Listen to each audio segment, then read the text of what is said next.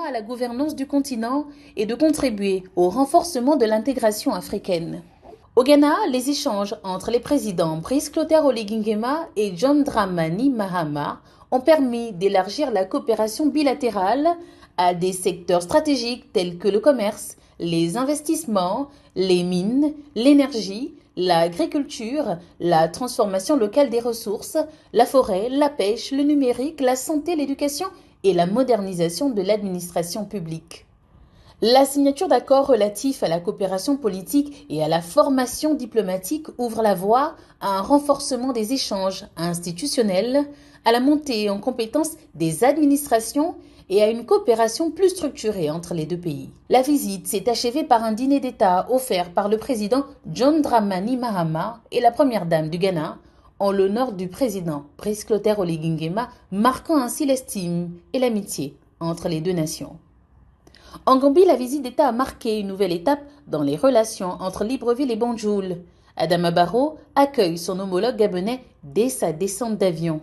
Revue des troupes et honneur militaire à l'aéroport, puis direction la résidence où un bref échange entre les deux présidents a eu lieu, élargi à leur délégation.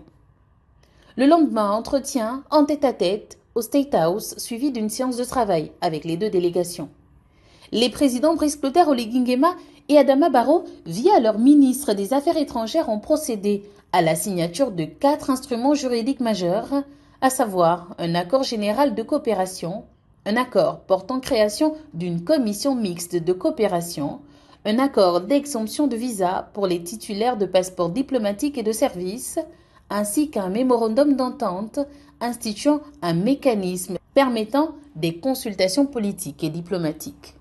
Ces accords créent un cadre durable pour développer les échanges économiques, agricoles, touristiques, culturels, éducatifs et commerciaux, tout en assurant un suivi permanent des engagements pris par les deux États.